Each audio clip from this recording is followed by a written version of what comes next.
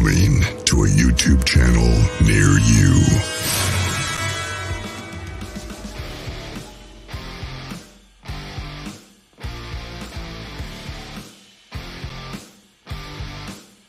Well, hello there, Gary, Lulu, Liana, Leonard, Skywalker. Hello there, Denise, Roger Blair, Crystal, welcome. Hello, everybody, to another edition. Susan F. joining in. Nice to have you there. So, how's everybody doing there, everybody? Mike, Barb, Chris. Did great. Welcome. Did great. Good evening. I enjoyed Skywalker. I enjoyed her show prior to this. Yeah, very interesting. Yeah, so she's always in the studio in the crowd watching her show. So it's very interesting to have them come on. And like I said, if you're watching the show, send us an email or get a hold of one of us. Tell us your story encounter. We'll try to book you on one of our shows and get you on. Ain't that right? So welcome, everybody. We'd love to hear it. Welcome. Yes. So what do we got and what's going on with everybody? Are you guys losing like? I don't know. I keep going in and out. I'm sorry, guys. Not much with me. I've got No. a camping trip planned for the weekend after next with my buddy Bill Rummage, and I think the Ozark Hairy Man will be with us. And both those two have been featured on several of the Sasquatch theory videos, and we're going to get together and do some Southeast Missouri camping. Not this coming weekend, but the weekend after. We were going to do it this coming weekend, but now they're calling for rain all weekend here. So we'll do it the weekend after. Looking forward to that. Hopefully we can have some good things to report on. Oh, awesome. We are starting our trip Friday, Shelby and I, to Ohio. Meet with Old Bear in Les Odell and a bunch of other people. So it's going to be very interesting. So, yeah, see how that goes. Sounds interesting. Yeah. Mike, have you had any more students reach out to? Yeah, we've got a couple of trips. We're getting set up to probably go out right about the end of school, later in May or the first week of June. So got a few more groups I'm going to take out. Awesome. Very good. Yeah, that's great. Barb. The principal has labeled them Mike Scout Outdoor Adventures. All right. Love it. So that's awesome. Looking forward to that. Awesome. I'm excited about tonight with our guest Rick Taylor. He's going to be very, very interesting. If you guys have never heard him recant his stories, this guy really gets out there and he's very knowledgeable. Yeah, I'm very excited to have him on the show. Excellent. Absolutely. Yeah, let's go ahead and bring him in. Rick, come on down. How you doing there? I'm doing fine. Glad to be on the show. Glad to be sharing. It's a passion of mine. Yeah, absolutely. Glad to have you. So tell us who you are and what you do and a little background on you. Okay. Let me talk to a few of the Cherokees. Osio Nagat. Osio. Dohiju. Yes. Dohiju. Rick Taylor Dawado. Hello, folks. How are you? Rick Taylor's my name. I'm a mixed blood tribal member of the Cherokee Nation. There's a lot of history if you dig into it with the Native Nations. And actually, it was a mixed blood member or a person, Arla, and I know she's listening, that I had an epiphany with these subjects. They're not the dumb monkey from my empirical knowledge of it. What people can believe what they want, but these subjects are not dumb animals. They're extremely intuitive, possess reasoning, cognitive thinking, and intellect. And once you get that key and you learn courtesy and respect, you can go a long way in interaction with these subjects. Absolutely. Now, I want to point out, ladies and gentlemen, Rick Taylor is the one that taught me OCO. I just want to let everybody know about that. Okay. Yes. He's the one that yeah. taught me that. Remember when I came back and told you all that? You're like, shut the front door. I'm like, no. Yep. Because he's the one that said that to Bigfoot. And they're like, what'd you say? What'd you say? He's like, I said hello. They're like, oh, what did Bigfoot say back? And I'll never forget that. When he told us that on that show, I was like, oh my God, yes. But anyway. You know, Kentucky is the Cherokees' original land. And they have many names for, you can read it in a lot of books. The Giant of Jakula Rock, goes way back there. It's a sacred place. The inscriptions are probably one of the oldest found here in the U.S. They had many names for them. I know Saul Kalu, the slant-eyed giant, but Larry Shade, Cherokee storyteller and historian, relates what the elders passed down as the Uni Udawahi, okay? Loosely translated forest beings of the lost or forgotten tribe. They're not equated to an animal, but a tribe and clan of people. And I was in Kentucky. I've been there 4 times, have stories every time I go, videos, night vision videos, and a lot. But I was out 2 years ago, Central Kentucky, with Charlie Raymond's group. He heads up the KBRO. Right. And hey, his venues fill up within seconds or minutes, actually. When they open registration, you better get on there and have your finger on your computer to go, or you'll miss out. But I was there with Charlie's group, and of course Charlie said, hey, it's only a quarter of a mile down the road. Wrong. It was more like 2 miles. Okay. And I can't hike like I used to. I still can, but it was like using up all the gas in the tank to get there. And we circled up, and the thing is, if you're out banging on trees, lurking and trying to herd them, lure them in or something, no, it's not going to work most of the time. They're not interested. But if you're doing things out there and just hanging out, having a good time, they like activity, and curiosity is their Achilles heel. They're going to come in. They're going to sneak in and watch. Yes, so anyway, we're out there. A guy is playing some amazing music on a guitar, carrying a great rhythm with riffs and singing. And I get the spidey sense or the feeling. I can't turn it on or off, but I can feel when they're watching us most of the time. And occasionally I can get the direction that they're watching us from, And sure enough, I'm getting that feeling, and I kind of ease up from the group. I turn on my red cap light so I don't destroy them. It is near pitch black away from the campfire. And I get out to a spot that I'm drawn to, and I start looking over a field down by the river, and I see a tall, upright, bipedal figure in the foliage. They weren't breaking cover, but there was enough bleeding through that I could see they were not on 4 legs. They weren't, parallel to the ground, but they were perpendicular, moving back and forth. Actually, several subjects. And no clothing lines, okay, all solid dark. I was in the black hot mode. Could it have been an NBA basketball player out there? Because we later estimated by the head height 8 to 10 feet tall. Could it have been an NBA basketball player? Not at that height. Start naked without a flashlight hanging out in the middle of nowhere. Not impossible, but highly unlikely. Okay. So while I'm watching this subject, one of the guys that had come with the group, he's a paranormal researcher, is his first Bigfoot, expedition. He eases over there and he goes, Rick, what are you doing? I said, I'm watching a big guy down by the river. And he goes, really? He said, man, I'd love it. I said, here, I hand him my scope, get him next to me. And I say, look at the 11 o'clock position across the field into the tree line. Well, he's silent for about a minute. And then I said, well, do you see anything? And he goes, yeah, he's peeking around the tree looking at us. I can see his head and shoulders. Folks, that made the whole trip worth it. When I share with somebody and they have their what in the world, or that aha moment.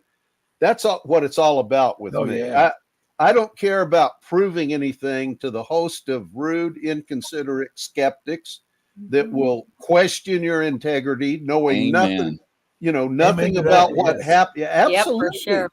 I take great offense to that, and so while we're standing there, another thing they do, we begin to hear movement to our right. Okay. And there's a little side creek that came out of the main river running perpendicular about 200 feet to our right. And we're hearing a little crackling, a little bit of stirring. And I say, do you see that over there? And he goes, do you hear that? He goes, yeah. I said, I think we're being flanked by another one. So if that's the land of the Cherokee, what they would do for thousands of years, they put out edible roots and berries for the big guys. Okay. In turn, the Uni-Udawahi would watch over them during hunting and gathering endeavors. Nothing predatory. It was a symbiotic relationship with these giants. And many other native nations have trading stories. Now, trust me, yeah, there are a few bad stories, but even the native nations warred against one another. They weren't all, kosher. The Iroquois, better known as the Mohawk, were the Cherokees' arch enemies, and they warred with them for thousands of years. Matter of fact, the Cherokee language is a sub-dialect of the Iroquoian tongue. So maybe somewhere way back there was a family feud and a split. Who knows? Yeah. But anyway, I'm standing there and I'm hearing this. I said, watch the big guy. Tell me if he does anything. Now, I asked him to come closer. Let's be friends in Cherokee. But what I had on my audio was, I'm standing there and I go, Gutta Uste, Dejito, what is your name? And I said, did the big guy do anything? He said, no, he's still looking. I said it again, Gutta Uste, Dejito, what is your name? Second time I said that, where the one by 200 feet from us, big bullfrog deep voice goes, claw. No, that's no in Cherokee, claw. So I got a cognizant response from them. It makes sense. They're not dumb animals. They're a tribe and a nation of people, according to what I have experienced. And there's a lot of people here watching that it's hard for people to believe, but they interact with these subjects on a regular basis. And it's all hinged on courtesy and respect. The big guys watch over landowners and people that they interact with. I was at a Bigfoot conference and a guy walked up who didn't believe in Bigfoot prior to this happening. I won't mention his name, but he's from North Pole, Texas. Not Texas, North Pole, Oklahoma. And that's southeast near Broken Bow, if you know Oklahoma very well. It's a small community. He was out hunting on his land, and he nearly walked off a ravine, okay? Wasn't watching what he was doing, as we do sometimes in the woods. And it was a pretty good fall. If it didn't kill him, he would have been busted up. All he had time to do was grab a bush before he slid off the edge. And he's hanging there yelling for help. He knew probably nobody, as big as his land was, the chances, but that was his only hope, was to yell and hope somebody would hear him. And as he's yelling, he begins to hear movement in the brush coming towards him. And he's yelling, hey, I'm down here. I need help, please. And this, whatever it was, moved up and it wasn't answering, but he could tell it was right up there above him in the brush. And he says, I'm here, man. Can you throw me a rope? Something. And a big old hairy arm came out of the brush, got him up under one arm like you would a little baby, and lifted the man off that ledge. Okay. Wow. And brought him down, brought him down, looked in his face and went, yeah, I would have passed out. Yeah. Well, he about passed out, but from that moment on, he interacted. They knew he was there. They knew he was the landowner, you know, and amazing stories like that I have, you know, talked with people and folks, they're real. I've been blessed with many close encounters. They know I have video, and they know that I'm not a threat to them. I'm not going to merchandise their homeland areas. I'm not going to bring a cadre of people in there, but I like to go out and just see what they do. And I've had a blast doing it, and I'll continue to have a blast doing it. You know, just got back from, let's see, we were, I'm trying to think of the area now. It's in Missouri, southern. I'm not going to say the exact you were in area. my state, and you didn't tell me you were going. You didn't tell me you were going. it was. Let me think. It was north of Springfield, Missouri. Okay. Is that close to you, Mike? I'm on the other side of the state, the southern part. You're okay. About a 4-hour drive from me. So I'm going to tell you, Missouri is squatchy. Squatchy. It is. And we were there along, I don't know what river it is up there, creek or river. The first night, a guy that I've done a lot of squatching with, the groups, there were about 30 people there. We got there a day early, and I'm sitting in my chair talking to the host, one of the hosts there, and it's dark, and I happen to look over his shoulder. Now, the guy that was with me is Drew. Okay, his name's Drew. He was talking to his girlfriend and listening to music out on the beach. And I got my thermal and I could see that. And I'm going, man, there's something out there on the beach. And he didn't tell me he was over there, so I didn't know where he was. But as I'm watching that subject on the beach, 3 more cross the waterway there, a little side slough behind him.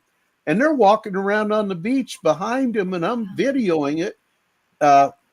Nobody else there. They were tall and upright. I'm assuming, and pretty much, you know, they showed no clothing lines. In other words, they were the big guys. And I told him later, I showed him the video, and they're that elusive and stealthy. Mike, you know that, you know. Hey, Rick, let me sure. Now, you mentioned the beach. Was that part of the river? Was that Lake of the Ozarks? Yeah, it was a beach. Part of the river, you know, just the riverfront with the beach. A lot of sand. We'll call those gravel bars in Missouri, but yeah. Okay, I hear what you're saying. Yes, I said beach, but gravel bar, and we had sightings there. It was very active. Some of the newbies, you know, were freaking out over the stuff. One guy was walking on a trail, and he's a pretty experienced guy, but he got huffed or growled at, and he shot off in a full sprint. You know, I stand amazed at people. Sorry, my hay fever is really kicking up. I go out with people that are looking for interaction, and once it presents themselves in the face or comes close, they nut up and run, you know. Yeah. I get that. Now I can tell you, when I was at Arla's place, until I had the epiphany that they were letting their young ones get close to me as a parent and a grandparent, all my fear left me. And I was laughing. Matter of fact, the recording you have of the owl call, she's standing, you know, right there, and I'm standing right there. And that big subject just cocks his head back and lets out the perfect barred owl call, you know, or owl call. Yeah, we've heard it. You know, it was amazing, you know. Once in a lifetime experience and event. I have never ever felt threatened. Now, I've been startled, I've been bugged and bothered by them, but I so far I haven't had a bad experience out there, and I think that really depends on your heart and your intentions out there, folks. I was at one place on several occasions. They have spoken to me in what people call picture talk or mind speak.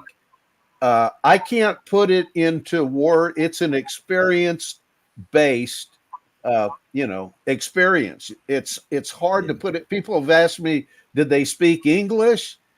It's just thought. Okay. That's the best. It's clear.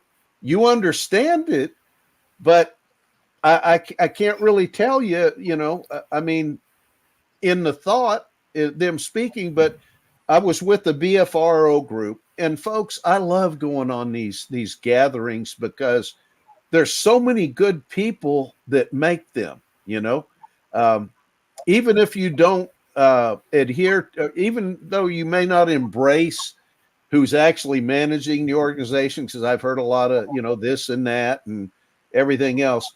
But some of the people that go on those expeditions are amazing people, down to earth, and you can share. You don't have to worry about ridicule and rejection and, all of this that we meet sometimes. I got a story for you. I've got a few. My daughter-in-law, on her mother's side of the family, stepmother's side of the family actually, would have a family reunion or get together in near Beavers Bend, Oklahoma. Okay, that's the southeast side of Oklahoma, very squatchy. We were invited for several years, and we would go, and I enjoyed it, but I knew what was out there in the woods, and I was on the lookout. I'd get away from the, all of the auditorium and big gathering, and I would just kind of hang out in the fringes and see what I could see. One day I was out there looking across the river, very steep hill on the other side. I'm not going to say it was impossible to climb, but you really would have busted your can to get to the top of that. Okay. And I saw two subjects in the shade, kind of dark there, tall subjects watching down our direction. Now, can I say for sure? No, but nobody from our group was over there, Right. And I didn't see anybody else moving around on that side because there were no roads that fed in on that side. It would have taken a lot of walking and a lot of effort to get up there. So that night at around the campfire, they'd usually, have games and stuff, and then it'd kind of wind down and people would get in folding chairs and they'd just sit. And one night, and it was in good taste. He wasn't ridiculing me. He knew my side interests, but one of the guys speaking said, "Well, Rick, how's your Bigfoot research going?" And it was probably 30 or 40 people around chairs, and about half of them get that, what? Yeah.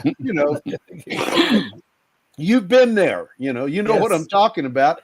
And he wasn't, again, being malicious or trying to demean me. He was just, Right.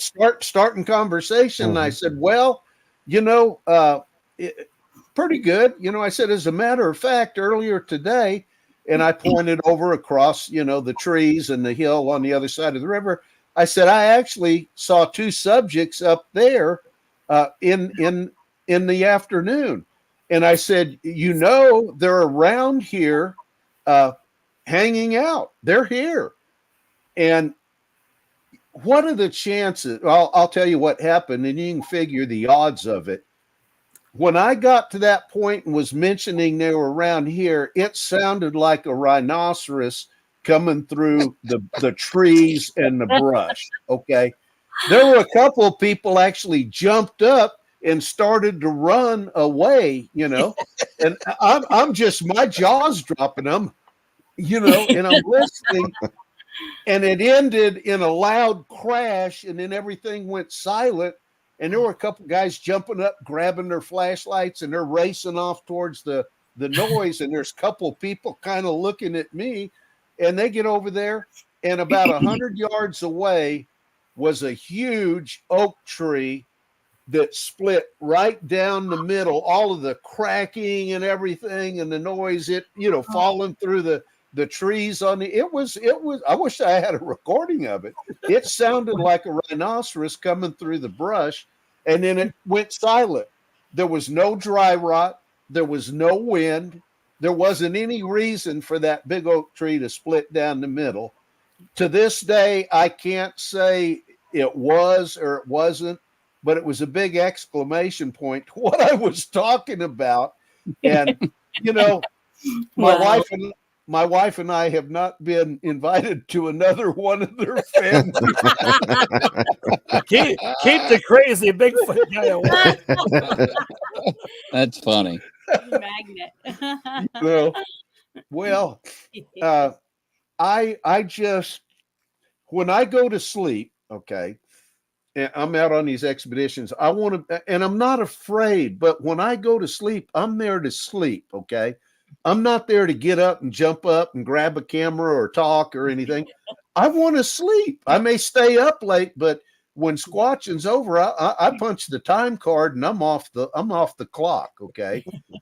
And these subjects seem to like to be, they can be pranksters. I was in Kentucky and they were tapping on the fender and shaking my truck, and they've done that numerous times, and I don't get offended or upset.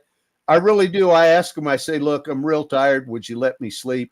And it stops. Okay. But I was in southern Montana.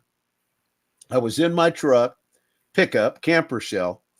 And about 3 or 4 in the morning, I had a little tarped in 10 by 10 gazebo over the back of my truck.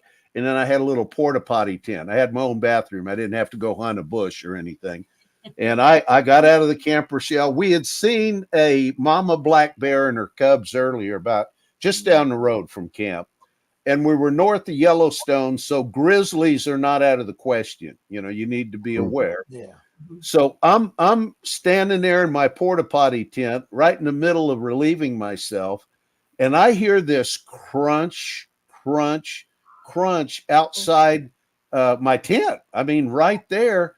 And then I hear this. Oh. Well, look, the faucet turned off, and I bolted back into the truck. Okay. Now, I'm not wanting to, tempt a grizzly if it was a grizzly, because it wasn't enough of a voice to figure out what it was, but it was deep and loud.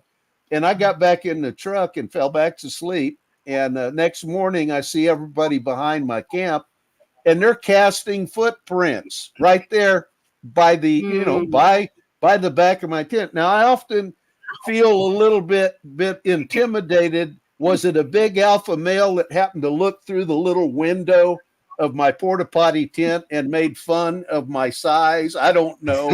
He did not. He did not. You might have looked down there and went, oh. You did go there.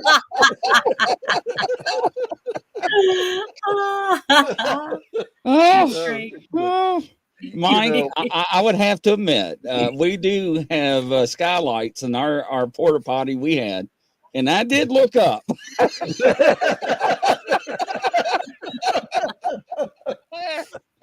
Oh my gosh! Look, I was in Kentucky with my camper shell, and a guy named Drew. He's from Point, Texas. I met him there, okay, or on the phone before we went. He said, look, Rick, he said, I've got this 32-foot RV trailer. My wife didn't come with me. You're welcome to sleep on the sofa sleeper in the living room. Okay. I like size and comfort. I mean, a camper shell's a little cramped. I took him up on it. So I didn't pull the sofa sleeper out, but I laid out my sleeping bag and pillow on the sofa. Okay, the first night we come in, and I can't remember what happened. There wasn't a lot going on, but it's about 3 a.m. and I'm asleep.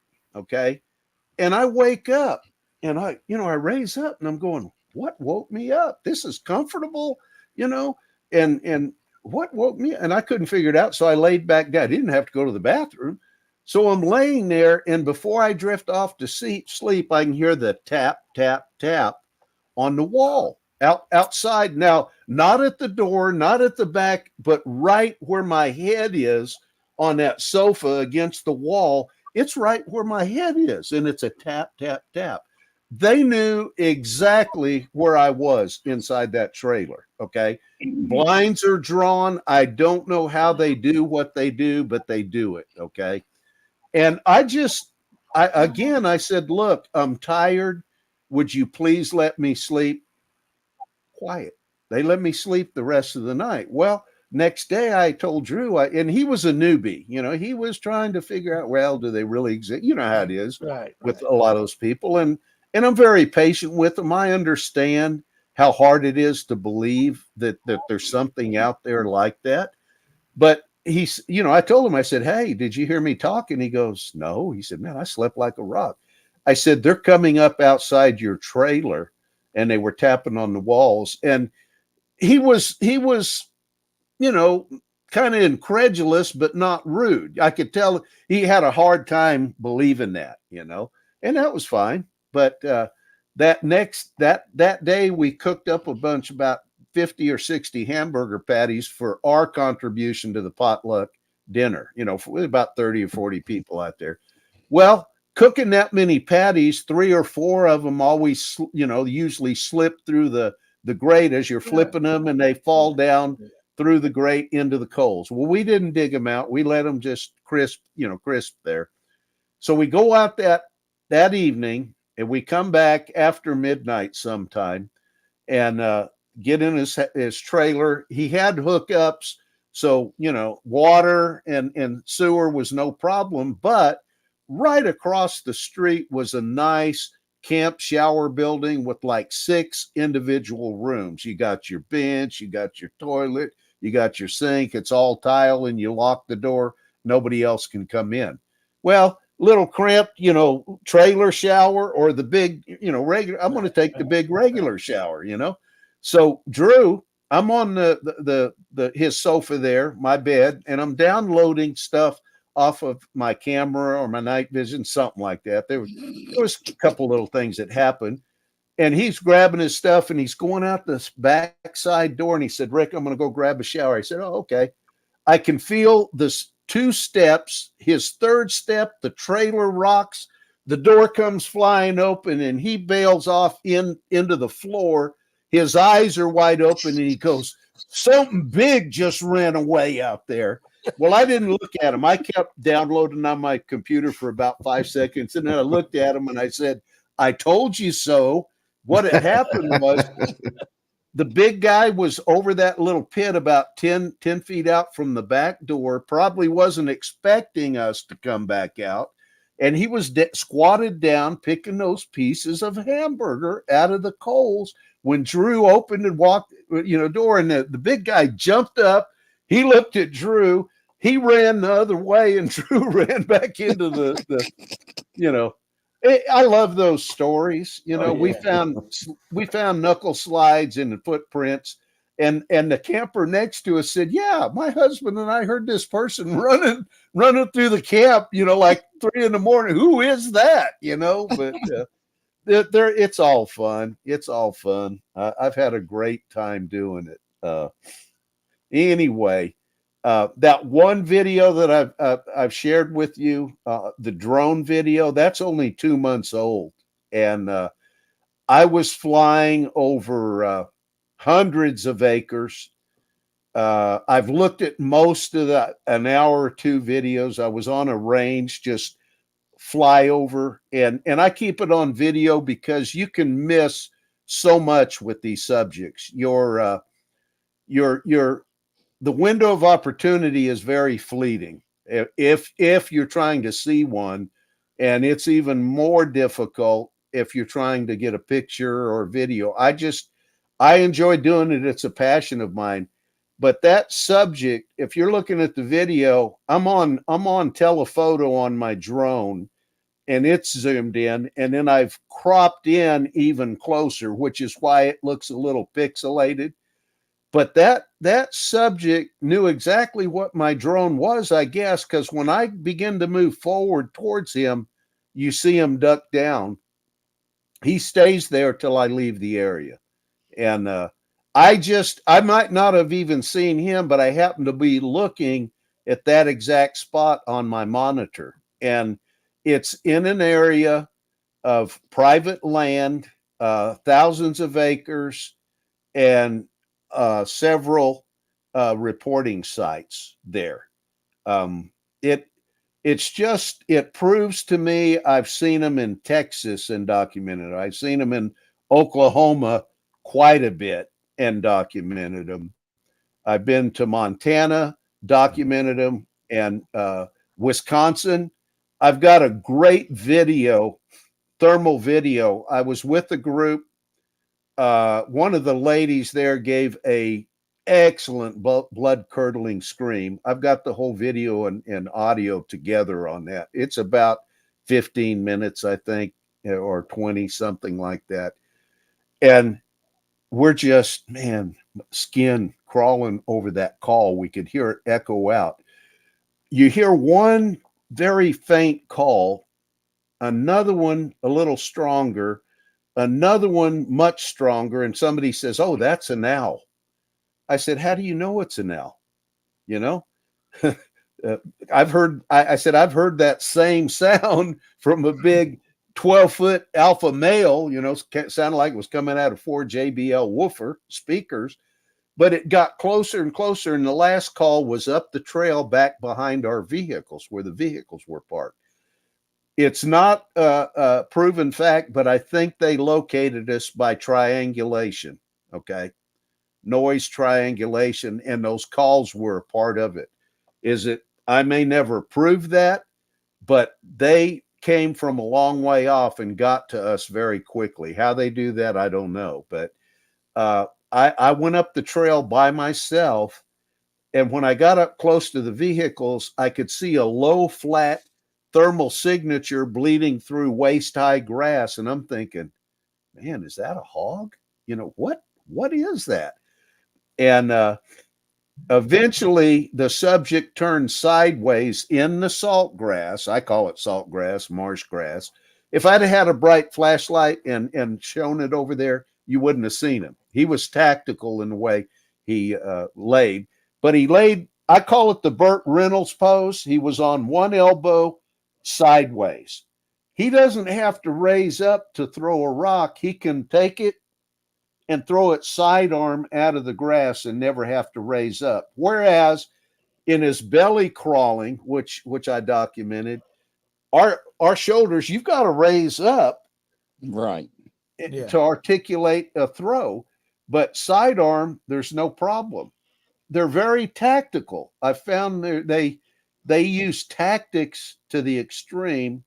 They use cover and concealment to the extreme, but they will present and show themselves to you if you've got the right heart and attitude. You know, fear plays a big part of it. I don't know. It's an experience-based feeling, you know, or whatever. Arla really got me over that hill there. The night that family group came up, she had asked me, do you want to go see them? And I was out for 2 days there. She had hosted a drum making workshop, and I had called her and said, I don't really care about making drums, you know, Native American drums, although that's part of my lineage. I was more interested in the big guys. They had told me she had them living around her land. And for 2 days, I heard a wood knock here. I'd hear a yelp there. And they ran me around like a chicken with my head cut off. Really. They were probably out there laughing, watch this. We'll get him to move over here, you know. right. Yeah. And, you know, just playing with me, you know, going all over. And the next day, after I'd been out in the brush, 2 ladies from the drum making workshop were strolling, do a lunch walk, and they took a picture with their phone of one. And I said, man, it's not fair. I've been here 2 days looking for them, and these ladies stumbled onto one. It's not fair. They were just there for the drum making. Exactly. But one of them, they were sitting there, and one looked back. She could see him. He was peeking around the tree at him. Wow.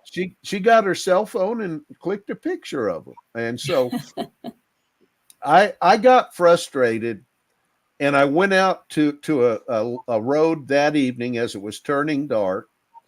I was frustrated. I said, "Look, I'm not here to hurt you." I felt I was being watched. And I said, I'm not here to hurt you. I just want to see you up close. Not fleeting. I want to see you up close. That's all. I won't hurt you. Well, the next night was the end of the meeting, and they had Native American ceremony around the campfire. Very, very deeply touched by it. And at one point, I kind of excused myself real discreetly. And I went into the brush one direction. And once I got into the foliage and the trees, I scanned with my night vision to make sure I wasn't being followed. And then I came around from the west side and I headed east just for that purpose, folks. I wasn't really certain that I wasn't going to be pranked with. That was just my gut feeling. So I wanted to make sure nobody knew where I was. Well, somebody did, but not any of the people around the campfire. So I'm all hidden down there in the corner of her property, and I'm waiting. She had told me they'll probably come out to the tree line to watch. Okay, so I'm watching the tree line with the intent of getting video of a big guy if they came out, the tree line to look. And all of a sudden I see this figure come out of the trees. Oh, yeah. Then I looked and I said, wait a minute. It was Arla. Okay. And instead of going back to the group, she started down the tree line towards my location. And as she came up, I kind of stood up and I said, how'd you know I was here? Okay. She said, they told me you were here. And the next, yeah. Wow. Now that really rocked me, but this rocked me even more. She said, do you want to go see them? Okay. What are the chances of her responding to what I said the night before at the middle of a folks, the odds of that are like getting hit by a comet, and my first career was public safety law enforcement. When she asked me, do you want to go see them? That blew me away. I said, absolutely, or yeah, or whatever. We went back up to the north. Well, we first went by the gathering and said she was going to take me to her meeting place. Nobody follow. We'll be back.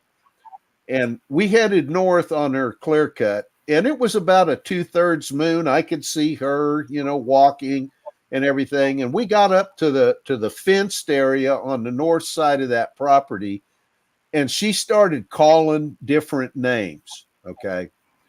And it sounded like an army coming up out of that nearby creek, coming up the hill. I mean, crunching and heavy footfall. And it started in 3 different directions: due east, northeast, and southeast.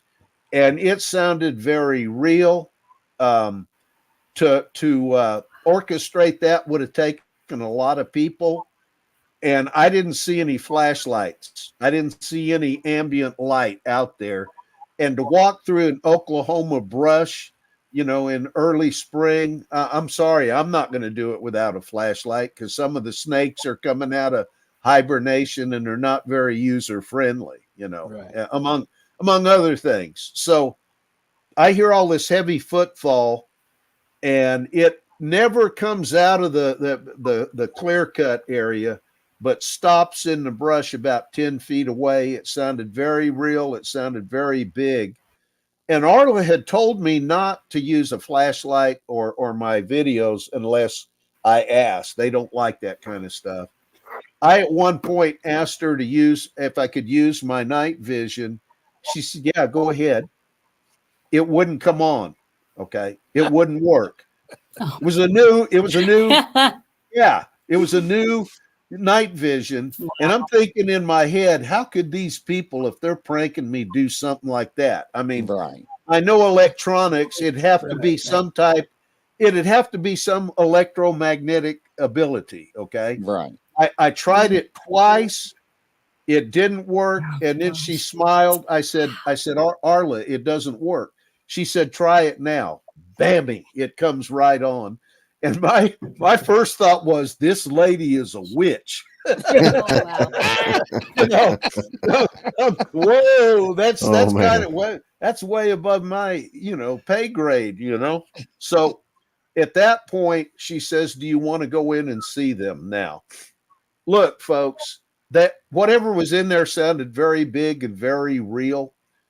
And if she'd have been a dude, I'd have went ahead and said, you know what? I'm good. But my testosterone pride wouldn't let me wimp out in front of a woman. Okay. I'm being brutally honest with you, folks. It was pretty intense. Okay. But if a lady's going to go in there not being afraid, I've got to follow her. Okay. So we go down this trail back towards the group, and then there's a trail that just heads right off into that thick foliage and canopy. I could see her until we turned left into that cleared trail with probably waist to chest high foliage, thick stuff on each side.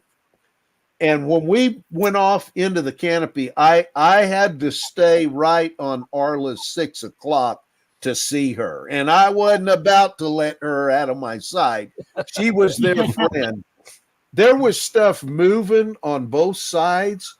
I was afraid to even look. I'm looking at the back of Arla's head, and that's all I did, but I've got a picture, and Arla's seen it, and I published it, of one of the subjects is looking out of the foliage at me as I pass by.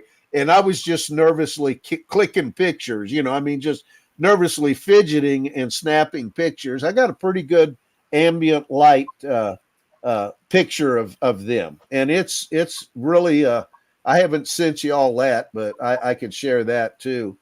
But we get down about, I want to say 100 yards into the foliage. We take a left. We go to her meeting place, and she's talking to him. I'm kind of afraid to look. Now, her meeting place had an opening in the canopy, and it was kind of illuminated by the moonlight. But I couldn't see into the foliage, maybe real, brief, everything. Well, being honorably retired law enforcement, I had my 45 very discreetly tucked away. Not a problem. I'm one of the good guys. It's like a set of keys. It's just a tool. I'm not paranoid, but I've been around it long enough. Bad things happen to good people. That habit saved my life when I was attacked by 3 feral pit bulls one time. So I wouldn't be talking here if I didn't discreetly have, protection. I'm not saying everybody, if you're not comfortable with it, I understand totally. So I'm standing there, and the voice, this is the first time that I was spoken to exactly like this. It said, "Why are you carrying a gun?" Now, you got to understand, nobody there knew I had a gun, okay? Well, maybe one other ex-law enforcement did, but the group certainly didn't know, and they wouldn't have seen it, never. Just like a set of keys with me or my wallet. And I'm thinking, Rick, you're losing it. You're starting to hear voices in your head. And the voice came back about 10 times stronger. Why are you carrying a gun? And that second time, I knew they were talking to me. Okay. And the next thing they said, I don't know how I knew how to answer them. It wasn't just thought. I think it's a primal ability that we have all had as a people in this world, and we've lost it. Don't know for sure, but I knew how to answer them. And that's exactly what I told him was it's a tool of protection that I've carried around my close friends and family. I've never hurt them with it, and I will not hurt you now. That's exactly what I said. And right after I told them that from my head, they said, step away from Arla. Oh my gosh. Man. Wow. Being ex law enforcement, I thought I'm fixing to get whacked. Okay. Yeah, I've seen that movie. Yeah. You know, and I looked over at Arla and I said, they told me to move away from you. And she didn't get a shocked expression. She just sweetly smiled like she does. And she goes, well, do what they tell you to do. You know? She wasn't a bit surprised, you know. And at that point, folks, I turned away from her and I felt like I was stepping off into the Grand Canyon, right off the ledge, you know, doing a ton of praying under my breath, figuring this may be it, you know. And I walked back to the intersection that we had walked in. I looked back where we had come from. And I don't always say this, and I don't know how it ties in, but I saw the lady in white that has been seen in that area before, because Arla asked me later, she said, did you see her? And I said, Brittany? She goes, no, that wasn't Brittany. You know, and then she went in to explain. I don't know how that ties into Bigfooting, but I'm just throwing it out there, folks. I don't bring it up all the time. But she was kind of gliding with this light colored dress or robe or something with dark hair. And I thought it was Brittany. And I said, Brittany. And when I talked to her, she just kind of ducked and then she was gone. Okay. Which I thought was kind of odd. But then I looked the other way, deeper in, and it's just like the Ed Sullivan show. There was a beam of moonlight that hit right next to a tree on the trail. And this big old 12-foot alpha male steps out into that moonlight. I can see him clearly. He's looking right at me, and he's swaying from side to side. He's not making any noise, but he's swaying from side to side. Narla asked me, do you see him? I said, yeah, he's down the trail right there, you know, about 50 feet away. And he's swaying. And Arla says, sway with him. Don't know the significance of that, but I start swaying from side to side, matching his sway. At that moment, I hear crackling very close to me in the brush off the side of the trail. A younger, I assume younger because I'm 6 feet and I don't remember looking up or down. I look basically level eye contact. But look, he was every bit of 400 or 500 pounds. He was like Arnold Schwarzenegger on you know, steroids, massive chest, Wow. and arms. And he's looking at me and he's got this, he's astonished, getting a good look at me. And I'm doing the same thing back. I mean, we're both gawking at each other. I mean, I'm getting a good clear look, you know, moonlight's perfect. And he's looking back at the big alpha male. He's going, like, Dad, look at this, you know, whatever. Then a female about the same distance steps out from behind a tree. And obviously she was female. I could see that. And she's standing there. And then an 8-footer between that younger female and the alpha male daddy, is who I'm assuming it was, steps out. There was 4 there and then an unexpected 5th member. While the young female's on the trail, the brush was blocking out the moonlight on the lower part of the trail. Okay. I could see a little head moving down there, kind of, you know, toddling around. And I'm kind of looking down at it, trying to figure, and I'm figuring, wow, there's a little one here, toddler. And when I get that thought of looking at it, it turns and it looks at me. And it cocks its little head back, looking up at me, and it starts moving towards me very quickly with both of its little arms raised. Okay. I went from fear to when I realized that Daddy was letting the young get close to me, my fear left me instinctively. But when that little one started running towards me, I was fearful that it didn't know who I really was. And once it got to me and realized that I was a hairless one, it might scream out in terror, you know, and Big Daddy would come lunging down that trail and break me in half. That was my biggest fear. The little one don't know who I am, and I about had a fit. That little one got within about 2 feet of me, and the young female lunged out and grabbed it and pulled it back. At that point, I looked over at Alla. I said, "I'm through. Let's go." Don't let I didn't say it. Don't let the little one get me. You know, I didn't say that, but I thought it.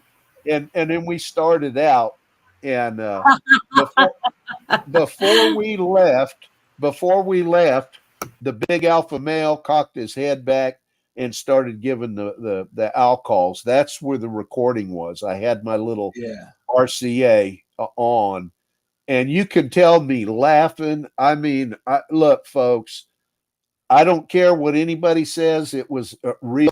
It was a once in a lifetime moment. And I'll put it out there. If somebody thinks I'm lying, you know, they're watching this, I'll put $5,000 on the table. I'm that confident. And get a polygraph examiner. They got to put their $5,000 on the table and let him polygraph me, and we'll see.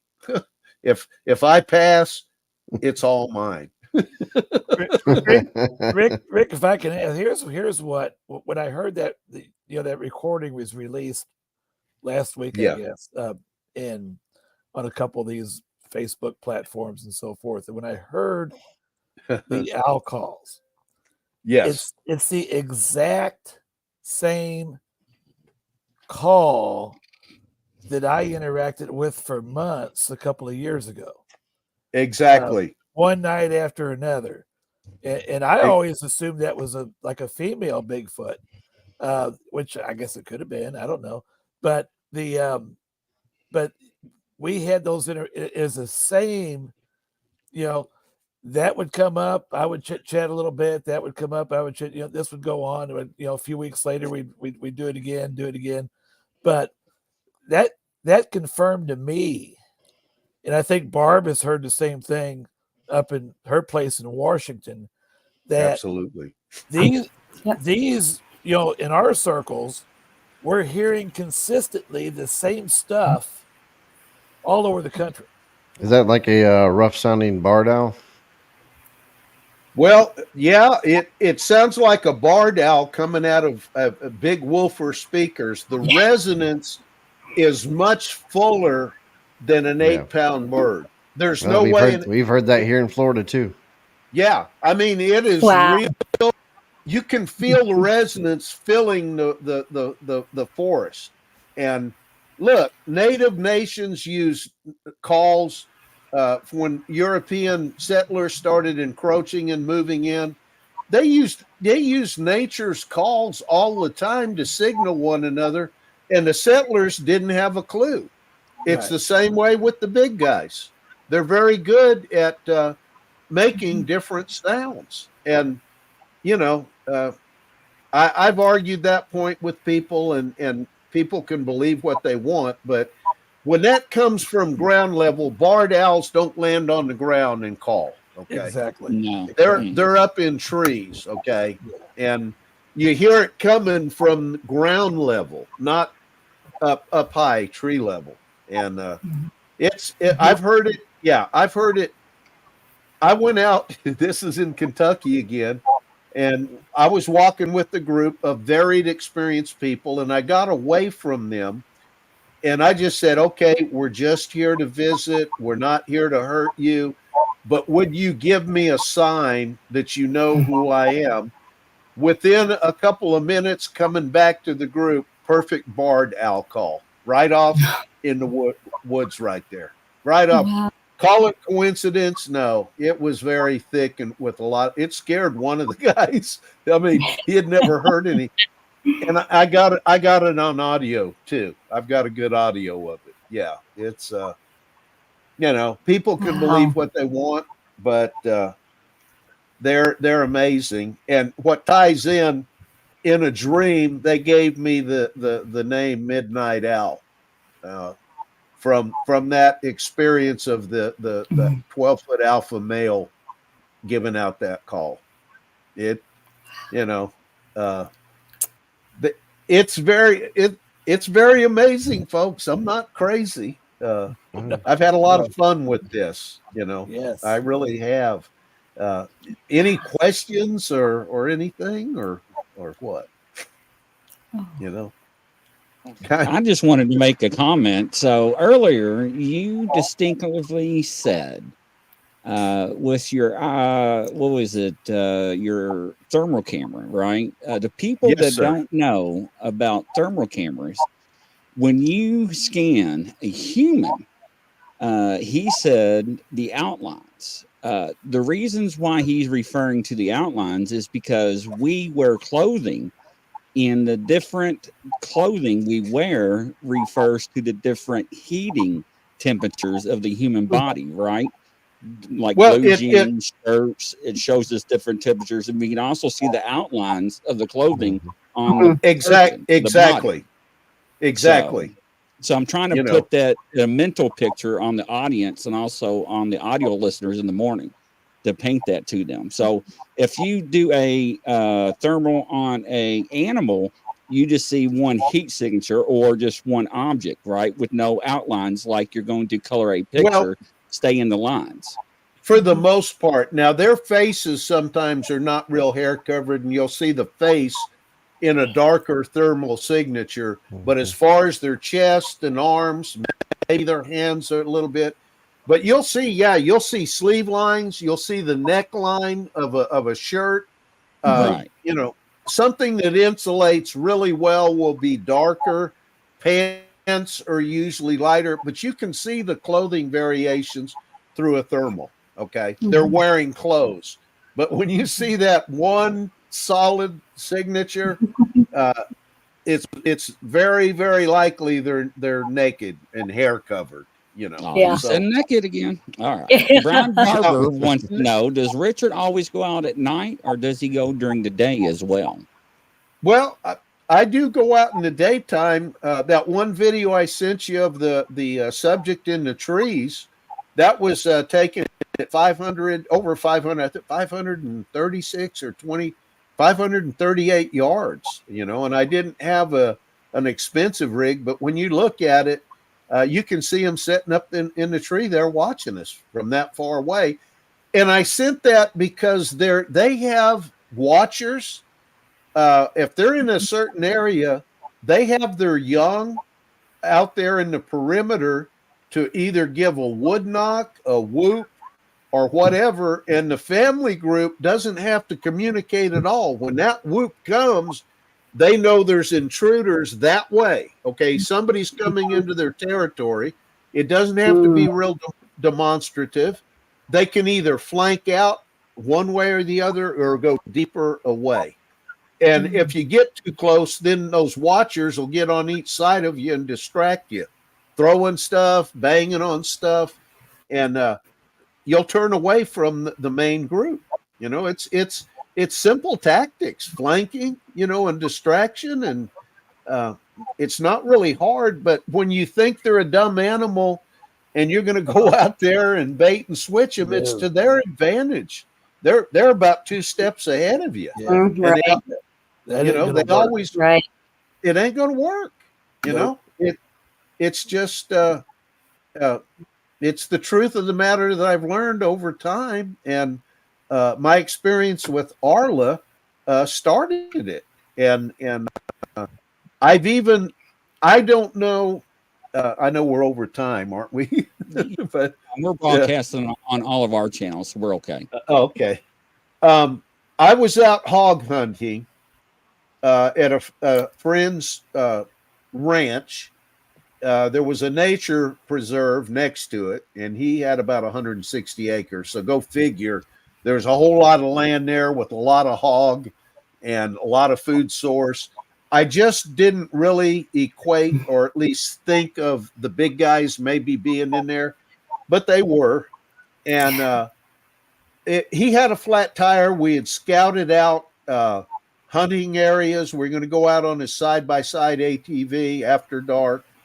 I had an LR 308 with night vision scope, extra magazines, and these hogs were real nuisance. They were tearing up his pastures and everything. And I don't know if you've read, within the last year, a lady was killed coming out of her house into her car parked in the driveway. She was killed by hogs, feral hogs. So they're not benign, you know, they can be very vicious. So I'm out there and he gets a flat tire on his side-by-side just before dark. We pull it into the barn. He's looking for a spare. He's looking for a patch kit. He can't find anything. And he finally says, look, Rick, he said, my heart condition won't let me walk out there. You're either going to have to come back or hunt on your own. I made the foolish mistake of going out there on foot. Okay. Not a real smart thing to do. But I feel maybe somebody was looking out for me.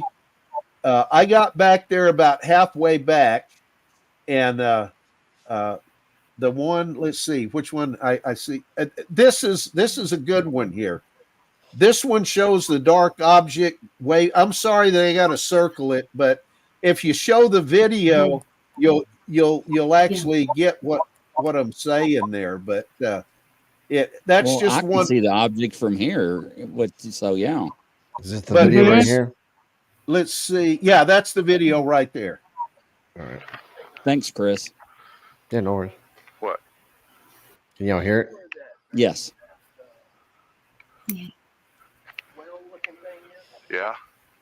Do you see the bush? It's really green sticking out to the left of it. Yeah.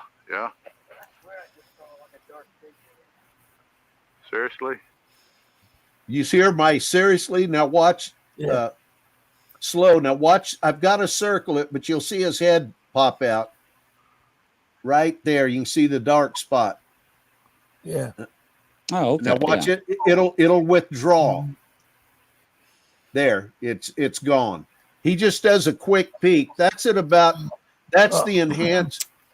Oh, that's that is how fast they will look. Wow.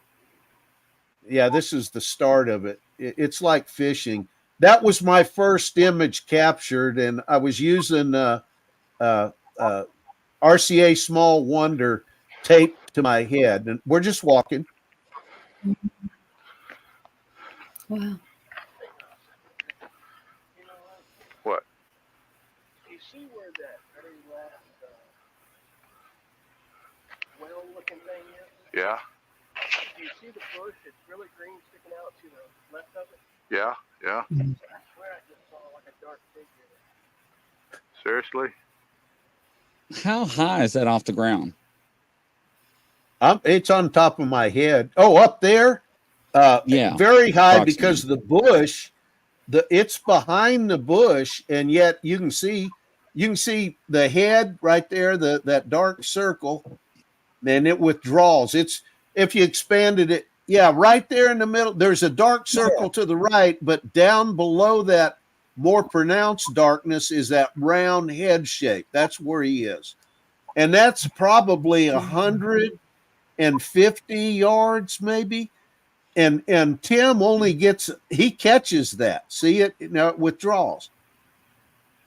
Yeah. And then I look back. No, it's just a quick look. And then I turn back and I don't see the one standing behind us. That's how quick and fleeting it can be, folks. Those watchers, we were looking for evidence then. I hadn't had my first sighting. See, that thing's, I don't know if there's a rock or a platform there, but he just looks out like that and then back in. That's on a real expanded. I've got the original if somebody wants to analyze it, but we actually had bracket, one in front and one in the back that peeks out there. That was my first, sighting of it. Go to the not Tim, not that one. Go down to your left. That right there, that one. Nope, you're too far down. Right there. Yeah, the picture up there. No, you're going too far. It'd be, well, that's the big guy up in the one you just had. That right one right there, the arrow. Yeah, right there that the arrow's on. Okay, we saw this subject. It's in the same area, run across the trail. I had to put a little red circle in there so you can see his head, show you how discreet he is. Of course, it's small and kind of hard to see. Let me expand the screen a little bit. Anyway, yeah, see the circle there? That's his head looking out of a stick pile. Now, if you're walking on the trail and you glance over there, what are the chances that real little discreet bump looking up over the you're not going to see it. I mean, you're not going to notice it at all. No. And we saw him run across the trail, and that's one of my pictures. I just snapped a circle of pictures.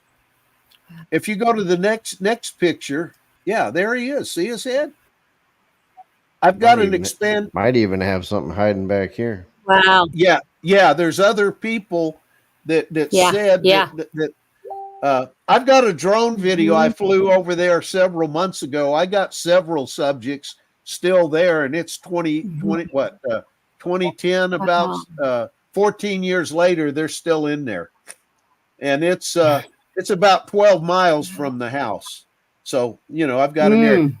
The next picture is an expanded view of that one. It'd be the one there he is.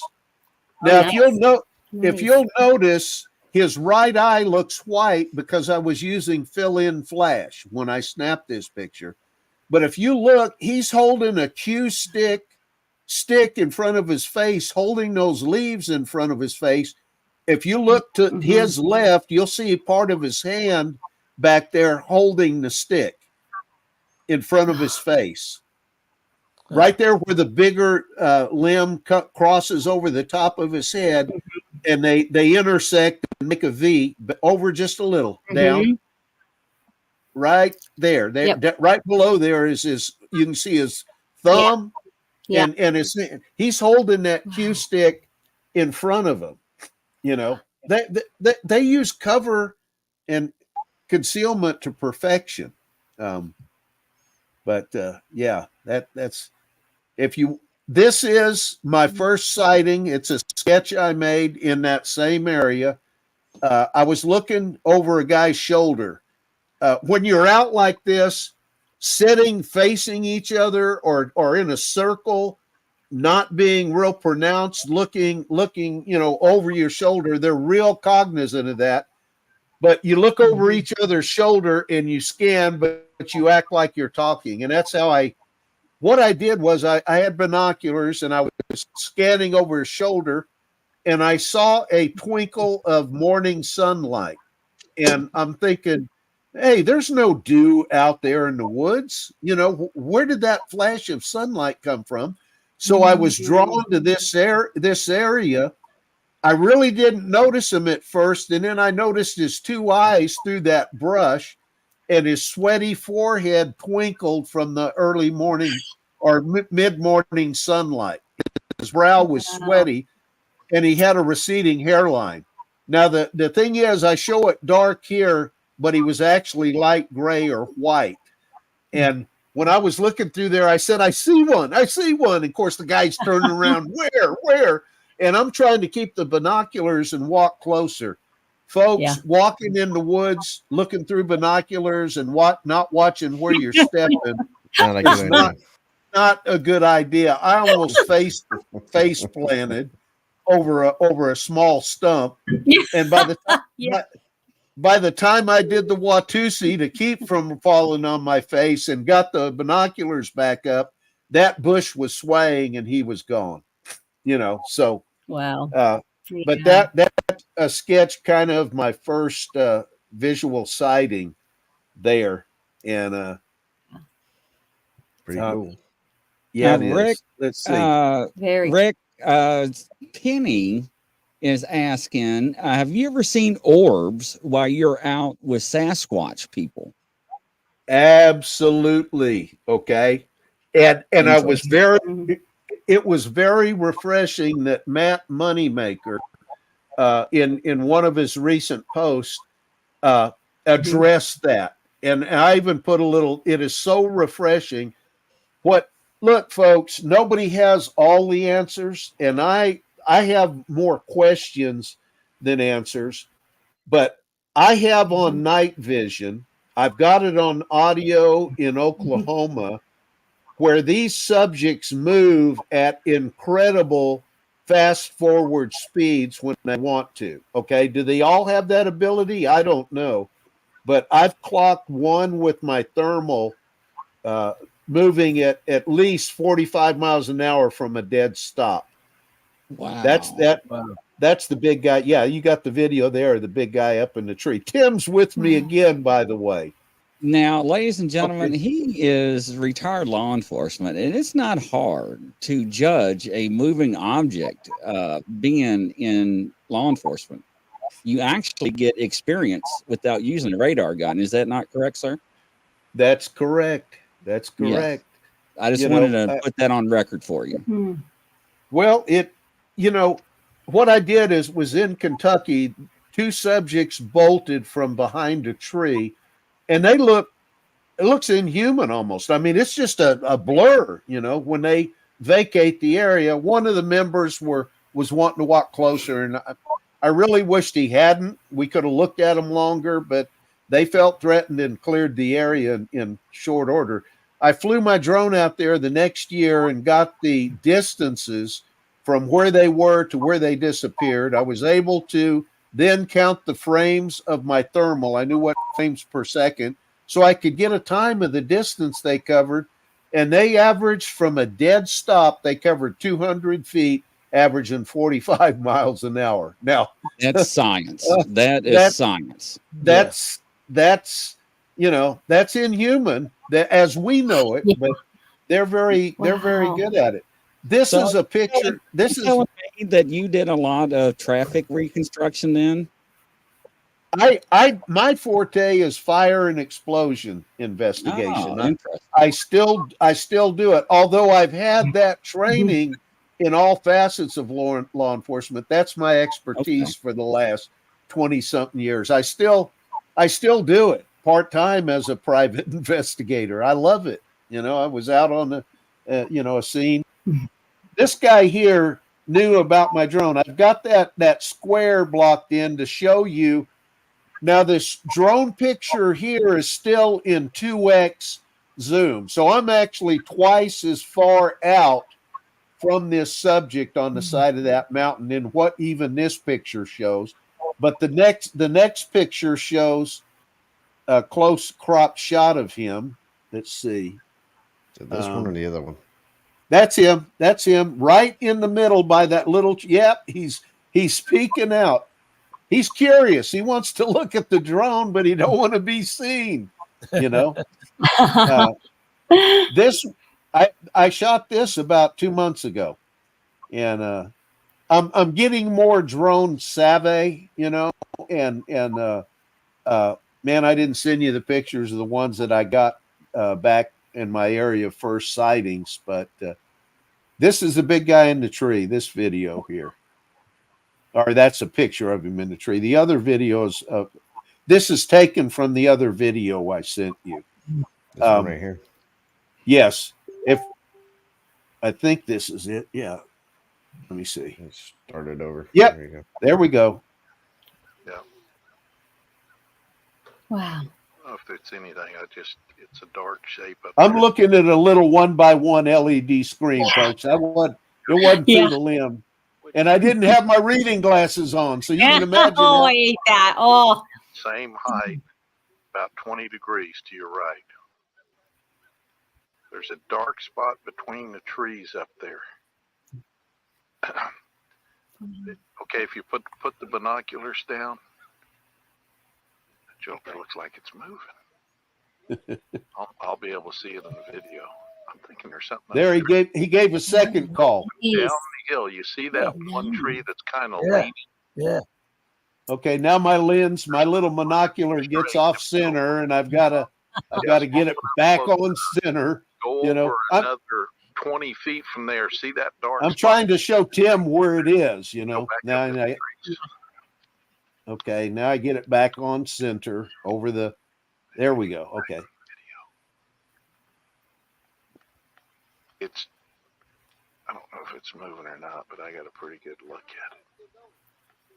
I've got an expanded video. He is moving his head slightly. I zoom in and enhance it a little better.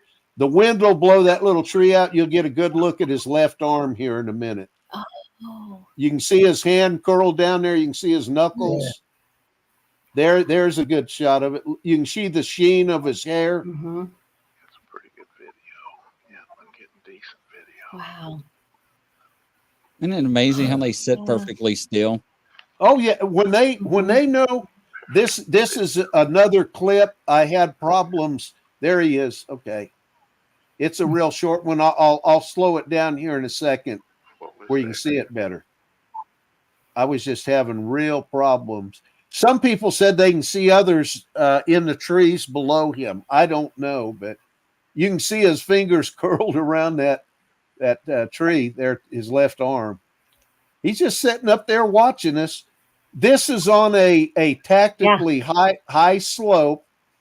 That loblolly pine had a dog leg twist to it, and there were 3 or 4 other trees. I've got pictures in that area once we identified the area. A forester told me the only way that you get that dog leg twist is to break the main center feeder off of that tree, and it grows like that. Okay, this is on a tactically high ridge, would give him 360-degree view. My question is, or statement, were those broken like that years ago to produce this outpost that I'm looking at here? You know? Yeah. Sadly, this was clear. Sadly, this was clear cut several years ago. Oh. Shape up there in the trees. You see the deer stand? Yep. How far? You want to know the crying shame? People always talk about. My wife was in that group and she had her Minolta camera with very good lenses, and I never thought to call her over there during that time. Yeah. Now, is that a crying? Right. Joker looks like it's moving. Yep. I mean, how many people have had cameras? They get a sighting and or something up in the trees. See that? Go down the hill. You see that one tree that's kind of leaning? yep, I got it up. You know, I had a tripod and I'm holding that binocular over the camcorder. Wow. Yeah. Feet from there. See that dark spot between the trees up there? Go back up in the trees. And I think we also have your audio from the owls too, don't we? Yes, you do. Somewhere. I didn't send it but I think you already had that somewhere. Yeah, we have that. I got a pretty good look at it. I could hear one call a little bit Got ago. a good video of it. Well, I'll tell you. Let me tell you the backstory there. I left the group that was gathering firewood. It looks like it's moving. And I said to myself, okay, big boy, I can feel you watching us. Where are you? And a call came. Wow. There's no way I would have seen him up there. But a call, you'll hear the one call here on audio. One sounded, and in my head, he goes, "Here I am." I heard the call. Oh my Look, gosh. folks, I mean, it is just a tiny dot up on the ridge. I wouldn't have located him if he hadn't given me help. I'm just saying, Right. you know, that's Yeah. you know, that's He how wanted you to see him. exactly. Mhm. I just wished I'd have had my wife's Minolta, you know, with the mega lens. After he was gone, I thought of that. You know, she had her camera, and what's that real big benefactor? Wally, whatever. Sherm? Is it Wally Sherm? He's funded a bunch of stuff. He was in that location later. I'm not trying to drop names, folks. I won't mention any more, but I wished I'd have got a better picture of it, you know. That's good though. Still pretty Well, cool. I can see one moving right there. You can see it moving its arm and its head, like it's Where? it's oh gosh, it's clear. Where? So the guy that we're looking at, you go over to the right, and then there's that like to the very right as we're looking at the screen. There's a big tree, and then there's a skinny tree, and it's right to the left of that. Wow, you're seeing something And I've never noticed before. And it's moving around, and it's but it also it's covering its eyes for a while. I don't know where in the video, but I saw it like just went like that. From Wow. Covering its eyes. Same height. Wow. It's so great. This Wow. is fantastic. Right. There's a dark spot between the trees up there. If you'll notice the similarities to Patty, it's the same bulky head and shoulders and everything. I've got a comparison with Patty on that and everything, but anyway, I'm going to be giving a presentation in September at the Ozark Mountain Conference, the 28th of September, which I sent, the poster on it, and I'll be sharing stuff that I haven't publicly shared before. Well, that's the cover to my book, Bigfoot. There it is. Third annual Ozark Mountain Bigfoot Conference, and Nice. Shane Carpenter will be there. He'll probably be sharing something that he obtained several days ago. I was there at the same time in the same area with him. I don't know much about Robert or any of the other people, but Robert's a good guy. Very good guy. It looks like they got a pretty good lineup, and I think it'll be a fantastic. Not because I'm speaking, folks, but it'll be a fantastic. Of course, it's good. Yeah, that you're going to be there. that works too, Rick. Yes, absolutely. I love sharing, and I've got a ton of stuff. I have to kind of pick and choose. Somebody wants the links, just Google Richard Taylor Bigfoot, Google it, and it'll take you to the links to my book. It's in Kindle, or you can order a hard copy, have it mailed to you. Midnight Owl. Nice. Yep, that's it. Yeah. That's it. Yeah. Yes. And this, if you'll look at the subject down in the lower left corner, he is about 10 yards behind that tree. He's not in that tree. And this is at 75 yards. So you get a distortion of the size. And I've had people go, oh, it looks like a doll in a tree. Well, they didn't know what they were talking about. He is behind that tree about 10 yards, and you can see kind of the stump. He's looking over a dead stump. You can see his left shoulder, his if I know this isn't a good picture, I could send a clearer picture. He's looking to my left. He's not looking right at me. And we were on a low water bridge when somebody saw him moving. He was watching a lady on the trail. We were on the bridge. While I was videoing this, we heard a thump, thump, thump, thump right there. I was with two BFRO investigators and Drew, my buddy. And we jumped and swirled. We thought we were getting charged. And I happened to spin around, and she was in her late 20s, early 30s in a skin-tight spandex jogging suit. Okay. I kind of happened to notice that. She must have lived in the gym. Even watching that Bigfoot after the lady passed, I had to break that and get one glance at her 6 o'clock. I'm sorry. I confess, he was watching her jog, Wow. So I bet. Oh. Yes, they do that, unfortunately. People watch. Yes, they We all do. like the people watch, right? Rick, ahead. one last question, Leon. Can you guys hear me? Yes. You Have just you ever faded seen out. or had any experiences with any other cryptids? Yes. Sadly, yes. I've got, and this is strange. Okay. I shared pictures on my phone showing in person. I didn't send them. And 2 weeks later, I go back to those pictures and they've been blurred out on my phone. Okay. I don't know if I shared them with the wrong people. I don't know how they got a hold of it. I've got the originals on my computer, so they didn't destroy my pictures, but what I had on my phone have been altered. Bigfooting in near Atoka, Oklahoma, near Boggy Depot, Oklahoma. We were watching about an 8 to 10 foot female through night vision and FLIR, and running in front or with her were these little alien looking bubble headed things. Okay. The typical alien with the big eyes and everything. And I've got them on Gen 3 night vision. One of them's about 20 feet away staring at me. There's another couple on our ATVs peering over the ATVs at us.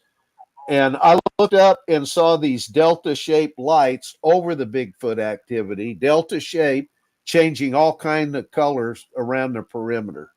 I don't know. I don't have any answers there, but yes, I've seen that on 2 occasions. I was in southern Missouri. What is it? Daniel Boone Forest, I think. National Forest. I was with, again, BFRO group. There was about 8 of us on a fire tower road that it was more like a trail than a road. And it was pretty rough going up and down some of those hills. But we had stopped to take a break. We lined out on the side of the road, the trail. One lady, matter of fact, she's a BFRO investigator, had a parabolic mic. And she goes, "Rick, I'm hearing movement off to my left." And I said, "Where?" Well, we were parallel facing the same way. She says at about the 9 or 10 o'clock position. So I get my FLIR and I crank it up. Well, I'm looking for a big guy peeking around the tree. I've gotten a lot of side peekers and I don't see anything at first. It took me a while to see this subject in the grass, bubblehead, same alien looking subject that I got years ago in Atoka, 2012 in Atoka, and probably 2017 in Missouri, 1,000 miles apart, but the exact same thing creeping out in the woods. I don't have any answers, folks. What they are and why they're out there and why they're watching us or so interested in us. Could they be aliens? Possibly, But what are they doing out in the middle of nowhere, just hanging out in the woods? I mean, it just, I've seen that. I don't want to see. One man pointed it out on that video I sent you I've got the mini cam and I'm looking at Tim. Well, before I look at him, I kind of panned to the left for a second. He pointed out this thing. It could be behind the tree that looked like it had pointed ears, and it was awful close. And I'm glad I never saw it at the time. Don't know. But if you study that video real close, when I pan towards a tree, it looks like something peeking around the tree at me, and wow. It has pointed ears here rather than on the side. So I don't know. I don't want to see one, folks. I don't know. Yeah. Don't want to. It gives you more questions than answers. Absolutely. I like the furry Bigfoot just being a prankster. Yeah. I agree. I mean, hairy Bigfoot, and I don't know. I don't.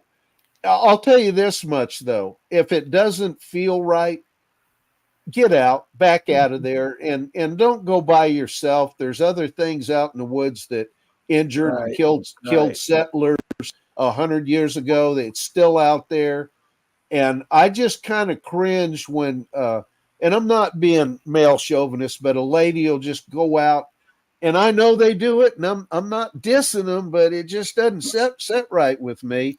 Going out by themselves, nobody knows exactly where they are. And they're just sitting out there. I worry not about the big guys, but other things out there. I'll leave it at that, So, anyway. Absolutely. Thank you so much for coming on. Fantastic. Well, it's been wonderful. It's been great. So great. Love you, Rick. Yeah. Hey, Great. I love y'all too, and I love doing this. And I have a blast out there, man. I do. OCO. I do. You know, yeah. OCO, it's Osta. Yes. Good. You know. Yeah, I'll never forget when you told me that. The first time I tried it, I couldn't remember the words at all. I was just like, the hell with it, I'm gone. So, Well, look, D Diolahan, Dalgalineska, you know, see you later or goodbye, you know. try to remember that when you're scared. Yes, it doesn't work. But thank you again. You're Greatly welcome. appreciate it, and I'm glad Mike What an brought it honor. up. I haven't seen you in a while, so it's great to have you Yeah. back on. So Well, thank you, folks, and Good look, catching up. And be safe, and may the great Creator bless and keep you all. You know. Thank you. Thank you, And Richard. from, and from Thank you, coast to Richard. coast, Well, good night, Appreciate it. everybody. Take care. All Good right. night, Bye. everybody. Thanks. Good Thanks, Rick. night. Good night. Good night, guys. You're welcome. Bye bye.